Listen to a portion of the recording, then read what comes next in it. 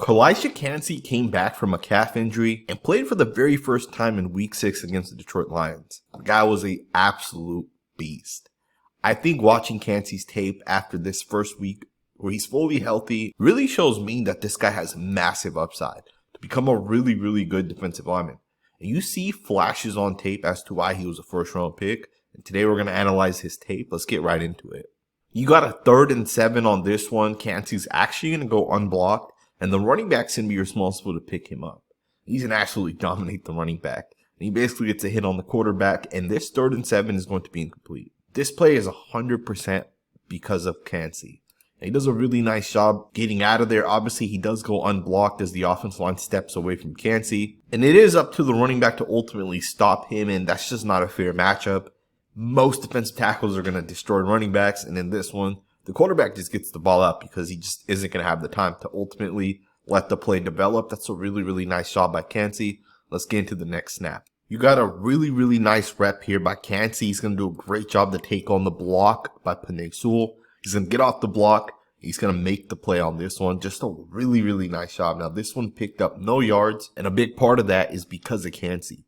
To me, I love the hand placement by Kancey on this one. He's going to get both hands to the inside of Sewell. Ultimately, the hands inside the chest is going to let him get off the block the way he does there. And he's right there in the backfield. There's nowhere for the running back to go on this one. That's a really, really nice rep against arguably the best right tackle in the NFL, if not the best. A top 2 or 3 right tackle, right? Penei Sewell's a very, very good football player. And you see Kalijah Kancey just get past him on that one. It's a really nice rep. Let's get into the next snap. So most people know Kalijah Kancey is the natural pass rusher. He's fast, he's quick, he's explosive.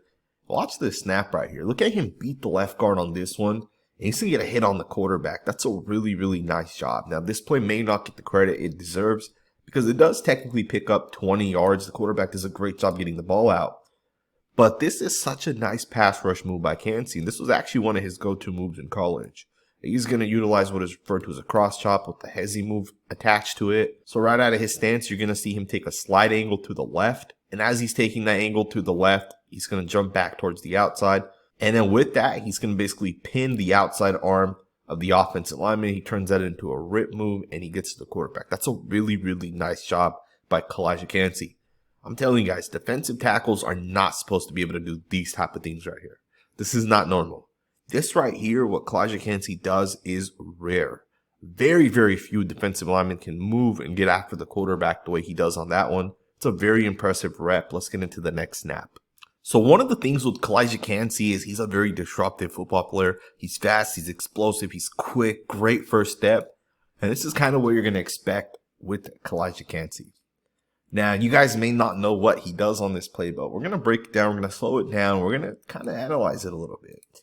You know, within this play, right before the ball actually gets snapped, the play works like this. Sewell's going to get up to number 45. You're going to have a block here. You're going to get a tight end come around who's going to take number 29, who's the safety right off the left edge of the screen. And what that means is the right guard and center are responsible for Kancey as well as 54 here. And what you'll see is the double team on Kancey is going to happen, but Kancey's really going to hold the gap on this one. He's basically going to eat up the 2 guys here. If you guys keep an eye on Levante David, he's going to basically go unblocked. And this is because Kancey holds on to 2 guys. This play right here loses 3 yards. This was 2nd and 10. And the play ultimately loses 3 yards because Kancey gets so far upfield that the offensive lineman here cannot cleanly pass him off through the center. There is no way this right guard can make contact with 94 and expect his center to overtake this guy. So they got to hold the block now, which ultimately allows 54 to go unblocked and he blows the play up.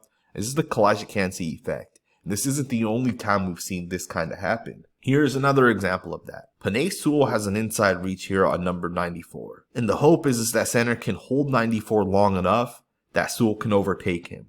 And the goal is to get up to number 45, but you'll see that 45 is going to be able to get over the top. This is not how this play is designed. The guard has to be able to take Kancey, pass him off to Penei Sewell, and then get up to number 45. And you can see neither of those 2 guys are able to get up to 45. And the play has no shot to basically work because they're not able to swap properly on this one. So once again, you see Kalijah Kancey basically jumping the gap. You see him exploding through there. He doesn't allow the guard to block him and then pass him off. So that's a really, really nice job right there by Kancey. Let's get into the next snap. Check this next snap out. Watch Calijah Kancey get both hands right into this guard. Look at him take the guard into the quarterback. That's a really, really nice rep by Calijah Kancey. To me, the fact that he gets his hands into the guard here, controls him, takes him right back into the quarterback, that's an impressive rep right there by the rookie. This is a really, really good right guard. And honestly, I don't know how the hell the quarterback gets the ball out here. He's able to like sidearm it and get it right around the defensive tackle. It's a nice throw by Jared Goff to kind of fit it in. This was 3rd and 4. This is the moment that you expect your defensive lineman to step up and generate some pressure. And a rookie in literally his first game back from injury, or you can make the argument this is his first true action in the NFL. Right? Week 1 doesn't count. He didn't play a whole lot of snaps. Plus, we're kind of told that he was banged up, right? He was still having some issues with the calf. But now he's healthy and he's getting after it a little bit. And we're seeing it, that this is why this guy was a 1st-round pick. It's a very, very good pass rusher. You got another really nice rep by Calijah Kancey. He's going to beat the left guard here and he's going to get a hit on the quarterback. And this pass right here falls incomplete. To me, that's a really, really, really nice job once again. To be able to beat this guard the way Kancey does, you can see the power. You know, they said the biggest question mark with Kancey is he strong enough to play in the NFL? You can see him push offensive linemen, get around the block, and then he just uses the speed to ultimately get to the quarterback and he smacks Jared Goff. This is what you expect from a defensive tackle in Kancey. That's a really, really nice rep. Let's get into the next snap. 2nd and 2, a fantastic rep once again by Calijah Kancey. The Lions are going to run a zone run to the right of the screen on this one. And Kancey absolutely is the biggest factor as to why this play does not work. In my opinion, this play right here is designed for Penei Sewell to be able to get out in front of Kancey and cut him off. And the hope is that the running back, if he's not able to hit it on the front side or into one of these gaps, he's able to hit it to the backside with, of course, the right tackle here cutting off Kancey, which would create that backside lane. And on this one, Sewell is just not able to get there. Again, that's such a nice rep by Kancey to be able to explode through there. And basically, not only is there not a lane for the running back to cut through, but Kancey basically just disrupts the entirety of this play. To me, this is what Kancey's being brought in for. To be able to be this type of disruptive player. And what's interesting is Kancey is on the lighter side. And there are a couple of plays where you kind of see that. And we'll get into one of those plays here in a second. But based off of what him and Vita Vea are in terms of like the opposites, one's super strong and powerful, one's super quick and explosive, it kind of tells you guys what the Buccaneers are really building with that defensive line. And you got some other guys in the front 7 that are some straight up ballers. The Buccaneers are going to have a really, really, really good front 7 as Calijah Kancey continues to develop. But as I stated, here's one of the things that Calijah Kancey will have to continue to develop and really get better at, and that is going to be that, you know, if the swim move doesn't work, does he have the power to hold up his block, or is he going to get pushed away like he does kind of on this one? This was 3rd and 10, and you're going to see that the offense obviously picks up the 1st down.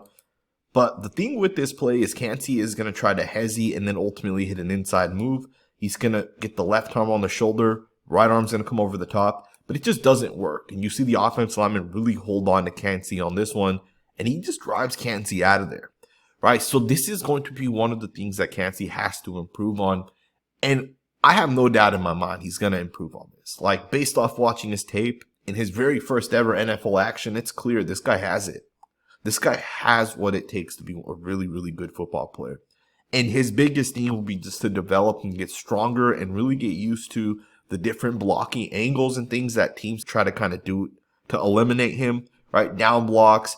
There's guys that'll try to reach. They'll run some traps and those type of things to try to keep him off balance. So he just has to get used to all those things and get a feel for it. This guy's nowhere near ready in terms of the game speed, right? Like, his processing is not there. And that's not a knock, right? That's just what it is when you're a rookie and you come into the NFL for the very first time. The game speed won't be there. But with Kancey, you already see flashes. So many plays against arguably a top 2 or 3 offensive line Calijah Kancey was making against the Lions. And to be honest with you guys, I felt like this game was a lot closer than maybe what the final score was. And even more so than that, the Lions are a high-powered offense. They're one of the top 5 or 7 offenses in the NFL. And the Buccaneers defense did a really, really good job kind of holding them down. And it was really the defensive line that I felt was really getting after the quarterback. But I did want to point this one out. Let's wrap this video up with a couple more snaps that I want to show you guys of Kancey's tape. So you got Calijah Kancey here, and basically he's going to get the sack on this one. This is a great design here by the defensive coach. You know, you're going to design a 3rd and 9 play where you need to generate some pressure, you need to get off the field, and you're going to design it for arguably your now best interior pass rusher, which in my opinion is Calijah Kancey. Number 90 is going to slant hard here. He's going to try to eat up as many guys as he possibly can in the hopes that Kancey can come around and get into a one-on-one situation. A true one-on-one, not a double team. And that happens, right? You're going to free up Calijah Kancey. He's going to be in a one-on-one with the guard. And then he's going to just absolutely crush this guy. Long arm, pushes him back, brings the right arm over the top to break the contact. And just like that, he's going to get the sack. To me, from the design perspective to the execution, to the fact that number 94 actually made it happen is freaking impressive in my opinion. 6 total pressures Calijah Kancey had coming back into what I would say is his first game in the NFL. He had a sack, a quarterback hit, multiple run stops. The guy was just an absolute force. And to me, Calijah Kancey's upside is through the roof. I made this argument months back in the pre-draft process. There's a chance Calijah Kancey could be better than Jalen Carter. And after watching this tape, although I love Jalen Carter, never say never, right? There is a chance that Calijah Kancey is going to become a top 5 defensive lineman. And Jalen Carter may be that as well. But watch out for Calijah Kancey. The tape does not lie. Hope you guys enjoyed this video. If you did, consider subscribing. And I will see you guys next time with another video.